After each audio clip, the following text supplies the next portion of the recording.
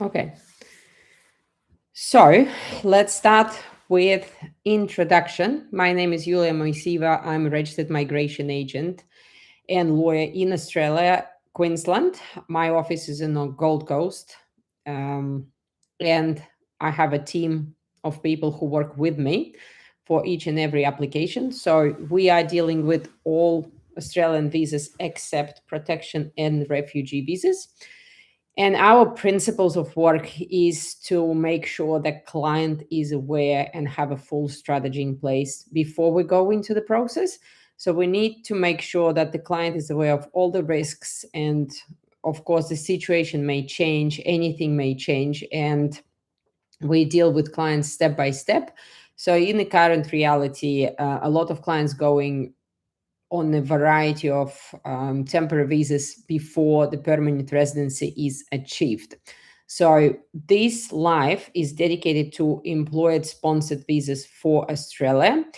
What does that mean? It means that for every single visa we are going to be discussing today, you will have to have employer who will be able and ready to provide you not only with employment, but it needs to be full-time position, and in variety of scenarios it will be formal sponsorship. So our live rules, first of all, so you can leave your comments in the chat, and I appreciate respectful behavior during the live stream.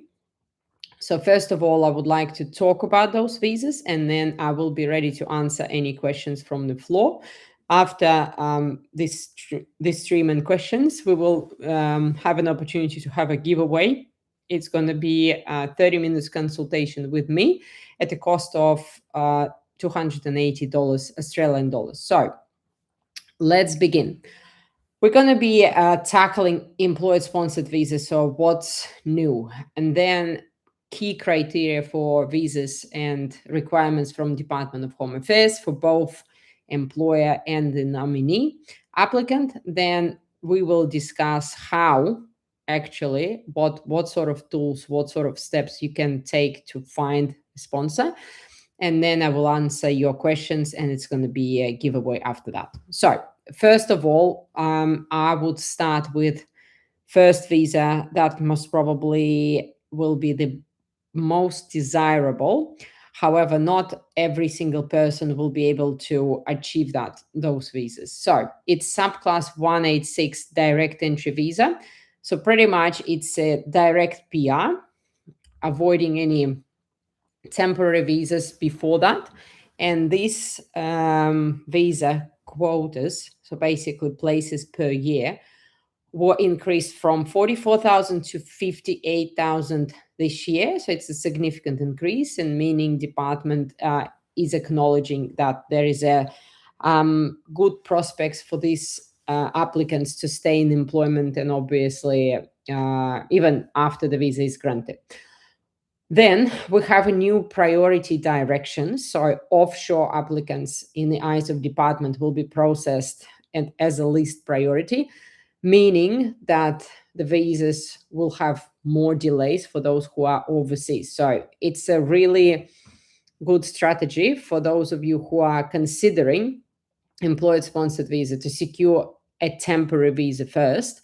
And we had live about visitor visas. So humble visitor visa may be your ticket to go in Australia, and then to find an employer potentially to show your skills. You cannot work on the visitor visas. However, if you find the employer and if you know what you're doing, so you come equipped and ready, then there is a possibility to have transition from 600 visa into employer-sponsored visas, subject to everybody is ready and it's executed correctly. So you can rewatch my live about that one, about visitor visas, because it may be one of the first steps to take in order to come on shore and connect with employer.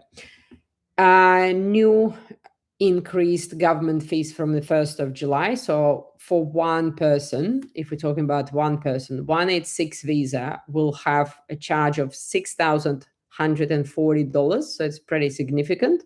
but it's straight away PR. And if we're talking about 482 temporary visa, this will cost you at least $4,015. So again, it's pretty significant charge. And we're still expecting some changes in terms of decreasing net overseas migration and giving it priorities for those who are already in the country. So let's start with key criteria and who can actually achieve 186 direct entry. First of all, this visa have dedicated occupation list. So you cannot go for 186 direct entry visa with the with the occupation that is not on the list, which is logical. So first of all, you need to understand whether your occupation is on the list. Then you will have to get skill assessment before lodging of this visa. And then you need to make sure that skill assessment not only comes positive, but also you will have to make sure that you will have at least 3 years of full-time work experience after deemed skill date. So you need to really confirm once you get skill assessment whether you're eligible on that point. Then the English level will be competent. So again, there is no waiver for English level for primary applicants. It has to be done before lodgement. And you'll have to make sure at the time of lodgement, primary applicant is 44 inclusive, so just before 45. That's the key criteria. And the considerations of processing time of those visas may take around a year and a half in the current scenario. So be mindful that it's not like quick and easy process. You lodge the paperwork and you get permanent residency and you're done. So it doesn't work like this. So in case for the employer's side, employer will have to show to department that's a genuine position. So where the position was previously occupied, by whom, what happened. If it's a new position, you need to put your justification forward, why business requires new position, why now, pretty much. And then business will need to show their financials. They need to show that they genuinely require this position full-time, and the salary will be over $79,423 plus compulsory 12% superannuation at this moment. So all these requirements are for the business as well. And depending on the occupation, sometimes you may see so-called caveats, so additional criteria either for business or for applicants. So you need to be mindful when you are selecting the occupation for yourself. You need to first know what occupation or occupations you may be eligible for. Then you need to check whether you can satisfy skill assessment criteria, English, age, and if everything falls into place, then your next step will be to start searching for employment and employer, but don't consider starting paperwork when you don't have an employer, because it's going to be kind of pointless. So if you're going to be coming in Australia as a holder of visitor visa, as an example, and then lodging 186 direct entry from Australia, at this moment of time, you will be granted bridging visa with full work rights, and you will have access to Medicare. So it's very important, because you can then come to Australia, lodge this application, start working for your employer once 3 months on the visitor visa expires, and you pretty much keep working until the decision is made. When permanent residency is granted, then a lot of employers are fully aware that applicants will likely go. So they understand that applicants will be staying until the decision is made. So we're talking about at least a year and a half within the business. So then it's kind of security for the employer to understand that at least before the permanent residency 186 direct entry visa is granted, the applicant stays. For the applicant, it's going to be risks, obviously, associated with that exercise. Once the application is lodged, again, there is no way you can relink pending application to new sponsors. So you have to stay with that company who nominates you. And pretty much the applicant's risks may be when the business is going down, business is closing, or business is sold, or your position no longer needed, or you're in the bad terms with your manager, or something else happened. So it's a lot of risks you have to be aware of when you are going into that process, understanding that pretty much you have to make everything possible to stay until the decision is made, which may take around year and a half. So be mindful on that. The other potential ways to achieve permanent residency can be through 482 visa into 186 transition, where let's discuss first 482 visa. So 482 visa is temporary visa where there is no age limit, which is a good thing. So any applicant pretty much in any age, if they're eligible and if they have an employer who is going to sponsor them, can apply for 482 visa. So a 482 visa can be granted for a duration of up to 4 years. And you need to be mindful, again, if you're planning ever to achieve permanent residency and you are at a certain age, you need to be careful what's going to be your next step or how you're going to achieve your permanent residency if you're reaching, for example, 45 and you would like to lodge 482 visa. So question is how you're going to achieve permanent residency. Basically, 482 visa can be achieved through two streams. So core stream, where again, there is a list of occupations with potential caveats against the occupation. So you need to check that out. And depending on the country of passport and depending on occupation, certain traits may be required compulsory to have skill assessment. Project program administrator position is also compulsory skill assessment for 482 visa. So you can start skill assessment, making sure that obviously it's going to be achieved during the 482 visa consideration. So a list of occupations, again, if your occupation is on the list, you can go there. If your occupation is not on the list, you simply can't use core stream.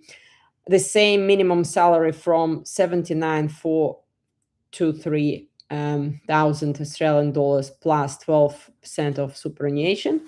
The sponsor will have to go through formal sponsorship, so the company should show that the business is actually actively operating, doesn't have any problems with fair work, etc. And then one of the next steps for the business is nomination, where the business will have to run 28 days of compliant advertising, two positions. And then the business will have to show that they done everything. They couldn't find that work in Australia, and here is, the nominee. So again, the discussion and documents will be around business financials, why they need that position, why now, and the justification how this position fits the business. So pretty much similar criteria as for 186. In terms of another stream, it's a specialist stream for higher salary of $146,576 plus compulsory 12% of superannuation. For specialist stream, which is processed quicker, we don't have a specific list of occupations. However, department is pretty much looking at ANSCA major group 1, 2, 4, 5, and 6. So then the decision whether this pathway is right for you can be whether this occupation within this ANSCA major group can truly attract that higher salary. Because if you're choosing the occupation that is actually sitting on the market rate of 90,000, you cannot artificially increase that salary to simply have that stream working for you. So you need to be mindful on that. And from 482 visa in the standard business sponsorship stream, you can have an option for 186 transition, where the applicant pretty much working on 482 visa for at least 2 years. and making sure at time of 186 transition application, the main applicant is under 45, so 44, unless concessions apply. Again, the same competent English of IELTS 6, so you cannot waive the English requirement in any scenario, regardless of even of concessions. So this is the option. So transition from 482 into 186 transition stream may have age concession, which is a great option for some applicants. However, again, no concessions on English ever, so the main applicant will have to pass the English at time of application.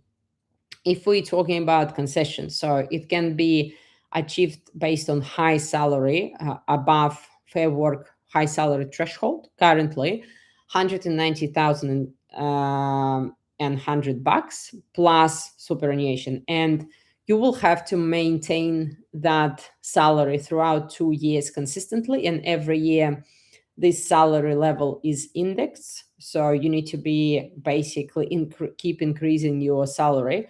Within 2 years you will be able to apply if the salary follows the above minimum high salary threshold. Then you will have age concession, but you will not have English concession. So English is still core requirement. The other option with concession is for certain academics sponsored by Australian university. The other group for age concession is for scientists, researchers, or technical specialists within ANSCA group 1 and 2, again sponsored by Australian government agency, scientific government agency, or Australian university. So private companies cannot access this option. And the last group for age concession is medical practitioners. So this scenario can be done from 482 into 186 transition. If, for example, client came on 482 and would like to transit to 186 direct entry, that's permitted. Or of course, if the applicant himself is eligible to do so, and obviously if the sponsor is ready to do so. Another big stream of employer-sponsored visas are labor agreements. So labor agreements, we have variety of industry agreements, such as aged care, advertising, dairy, fishing, horticulture, meat, minister of religion, so churches will be able to support and sponsor staff, on hire, but be mindful for on hire, labor hire companies can nominate under 482 visas to pretty much bring the candidates for the project to be placed into other companies. But under on hire, 186 transition is not going to be possible ever under current legislation. So there is another industry-specific labor agreements like pork industry and restaurant fine dining. So as you can see, it's a variety of different industries and labor agreements, how it works. So pretty much it's an agreement between the company and the Department of Home Affairs, where the company is planning their workforce for the next 5 years. Pretty much templated labor agreements has or don't have certain concessions, and the company will have to follow. At the same time, the company sets up how many positions will be available under this labor agreement. So it's pretty much planning between the business and department to allow that.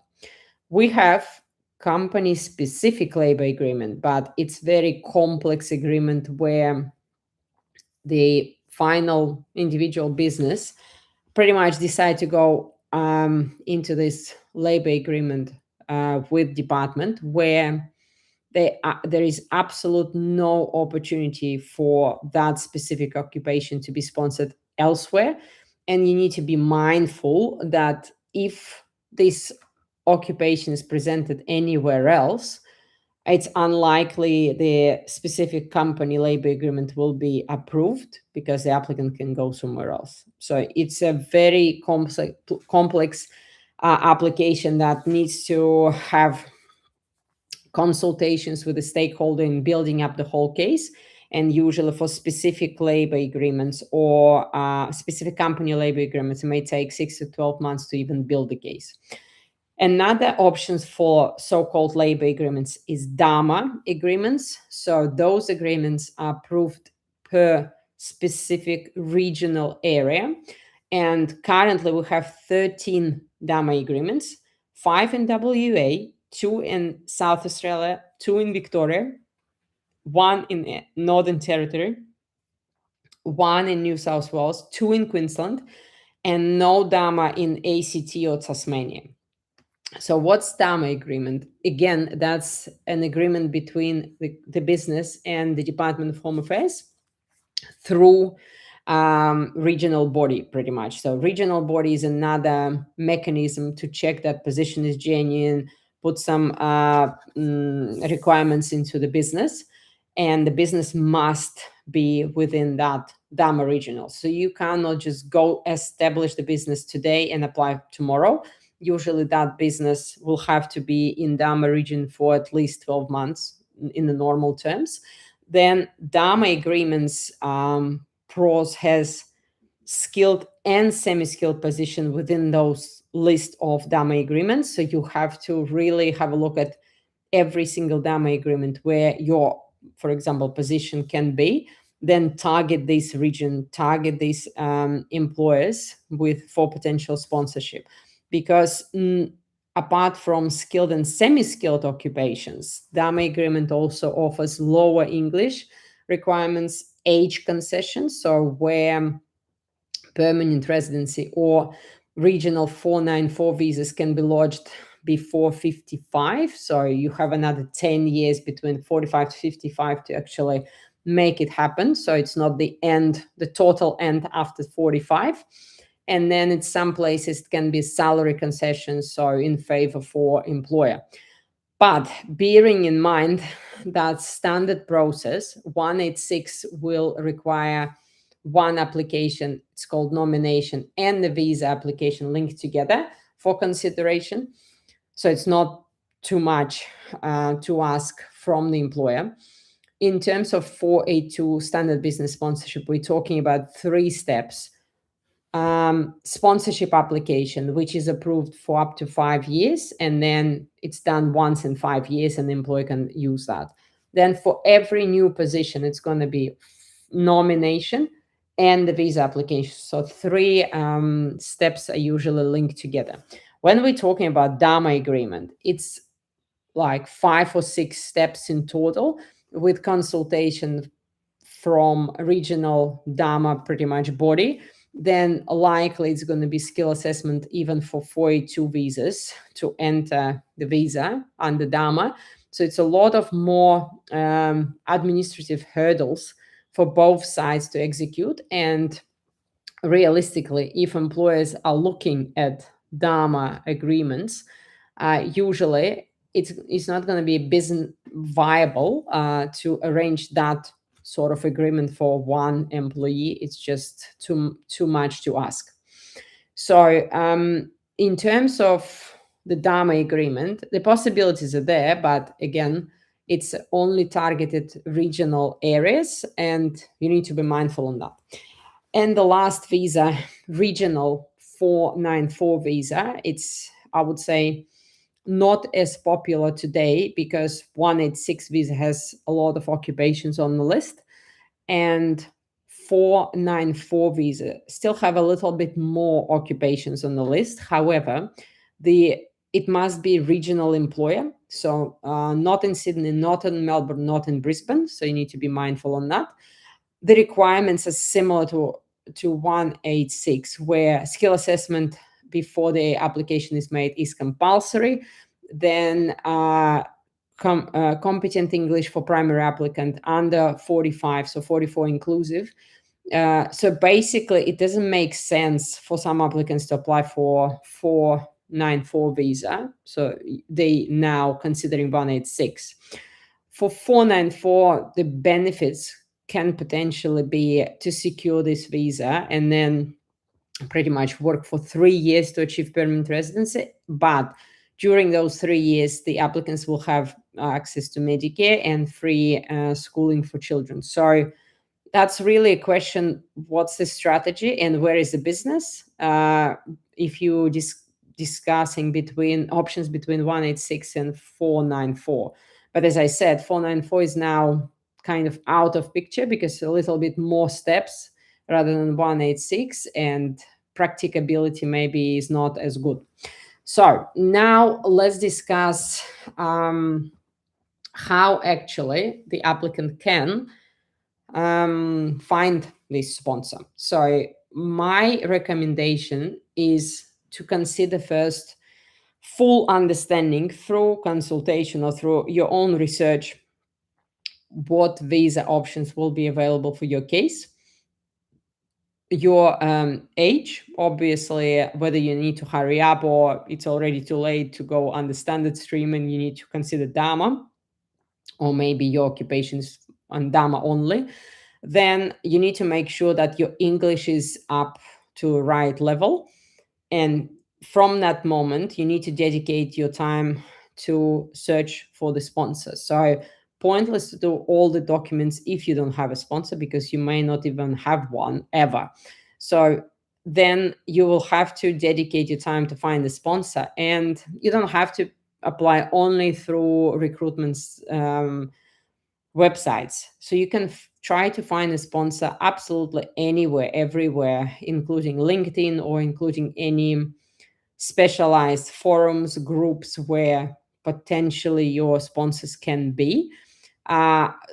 Once some of these companies are found, then you should consider coming to Australia under a variety of different temporary visas, for example, working holiday visa, student visa, or visitor visa, to have a look at the sponsor, meet with each other, for you to understand where are you going to work when you come on a visa, discuss the terms and visa options. And then from that moment, you will be able to start executing the documents. And if both your employer agree, your employer and yourself agree to process this and that visa. But you need to make sure that you both know your options, your obligations, if any risks, and obviously you're proceeding after that. Because if you proceed based on no understanding what you're doing, you might not be even eligible, and then you wait for time past to pretty much get a refusal to understand whether you were ever been eligible. So we've seen the cases where employer and employee pretty much lodge everything, waited for 1.5 years to get a refusal to understand that they were not eligible. Specifically, employee was not eligible at the beginning.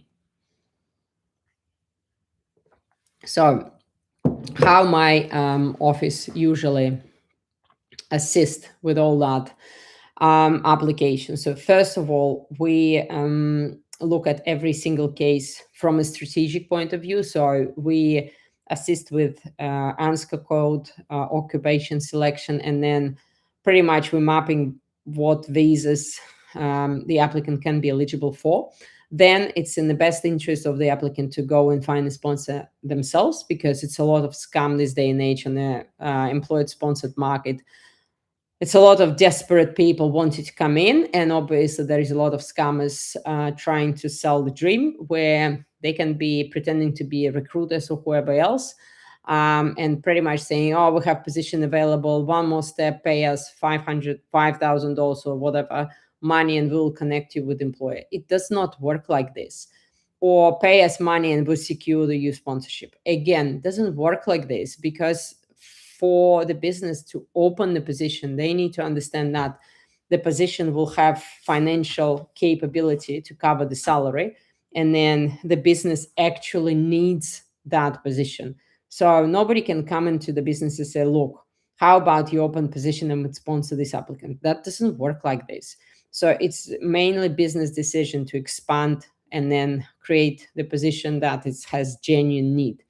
So my suggestion will be to consider steps of investigating your profile, then pretty much getting English to the right level, then consider searching for employer. And once the connection is there at the negotiation stage, that's how registered migration agent, as an example, can come in and again double check that all the requirements for both sides are met, and then you can proceed after that, as an example.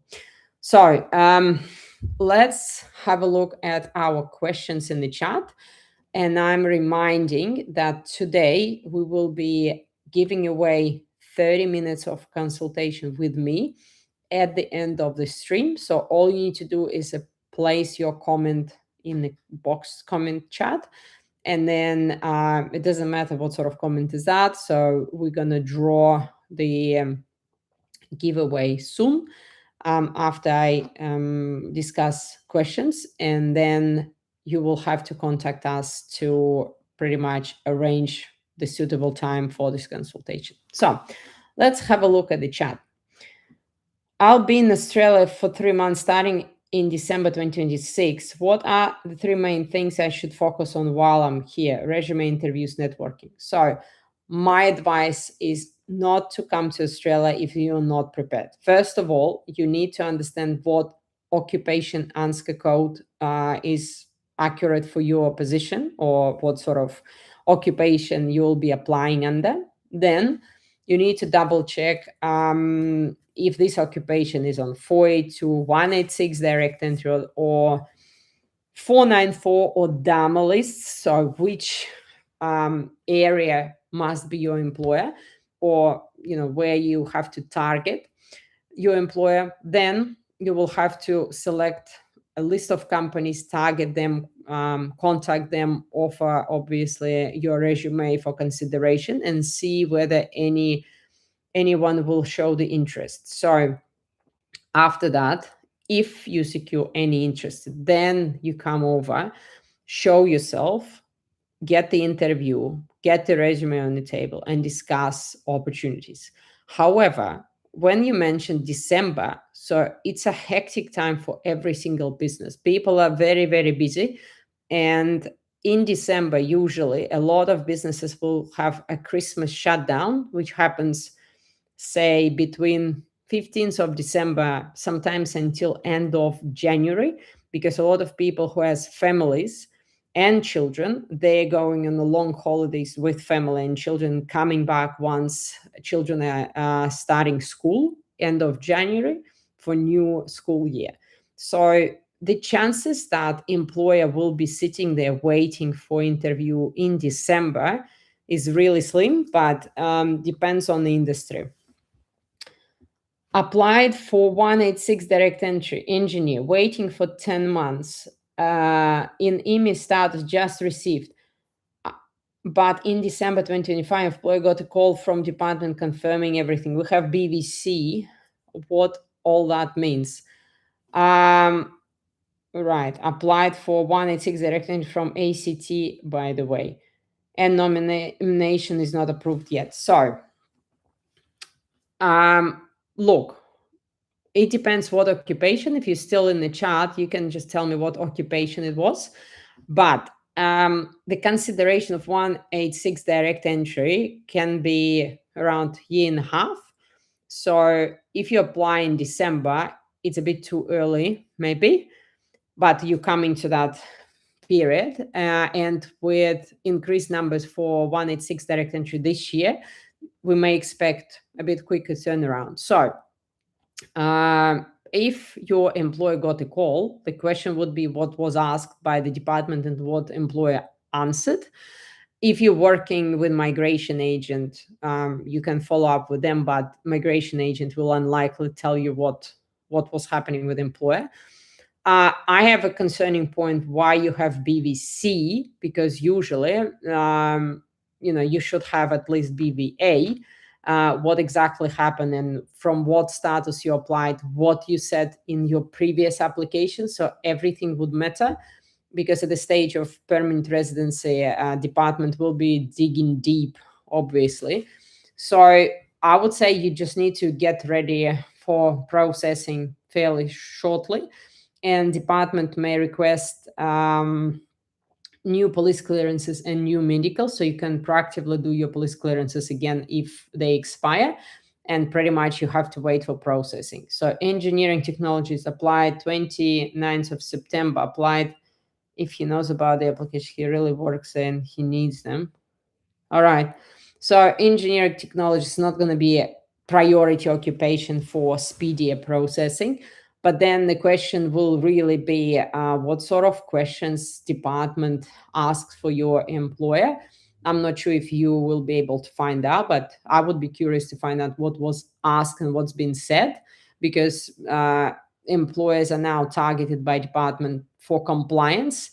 And obviously, because it's a lot of scam going on, so department would like to make sure that we are minimizing scam as much as possible. So you need to really try to see what information was asked, if your employer will be ready to share. Right. BVC, because it's second application, first application we withdrawn. Right. Well, you could have had BVB, switcheroo it's called, but anyway, because BVC it's a least preferred BV status with no travel facility. Anyway, so I would say I would go with your employer and really ask what's been asked, what's been said. And then you just need to sit and wait for the processing. I know it's a nerve-wracking exercise, but it's the only way to wait to see what's going to happen. Right. So now we're going to be drawing my consultation. So my team will be giving the results of our draw in a moment. And for that person who win the draw, will have to contact our office to basically claim 30 minutes consultation with me. And then we will be able to arrange that. So Valentina R, so you exactly who are asking all these questions. So you are our happy winner. Congratulations. So please contact me and my team by email indicated in the chat, and you will be able to arrange those sessions to talk to us. If you will be able to sort what information was asked by department from your employer, that would be very useful to understand what's going on. Thank you very much, everybody, for participation. I appreciate your time, and see you on our next live sessions. So we run a few more lives, and it's already been a few live sessions on the different topics of visas. So I encourage everybody to have a look what sort of visas are you interested in, and then pretty much join the live or view it in the repeat record. Thank you very much. Enjoy your day, evening, or wherever you are.